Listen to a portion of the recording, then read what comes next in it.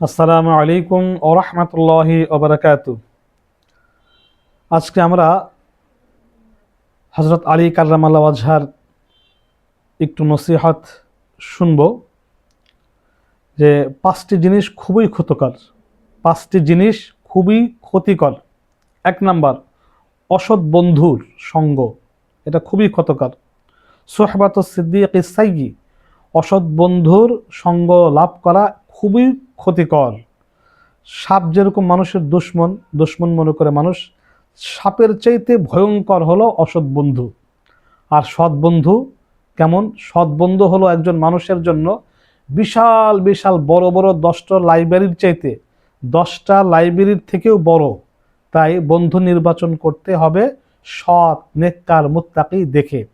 অসৎ কোনো ব্যক্তিকে বন্ধু নির্বাচন করা উচিত নয়। 2 নম্বর, নারীদের ছলনা খুবই ক্ষতিকর, মারাত্মক ভয়ঙ্কর। আল্লাহ রাসূল বলেন, মা তারাকতু বা'দি ফিতনাতান আদাররা আলার রিজালি মিনান নিসা, আমার পরে আমার উম্মতের পুরুষদের জন্য নারীর চাইতে ভয়ঙ্কর কোনো ফিতনা বা ভয়ঙ্কর ক্ষতিকর কোনো বস্তু আমি রেখে গেলাম না।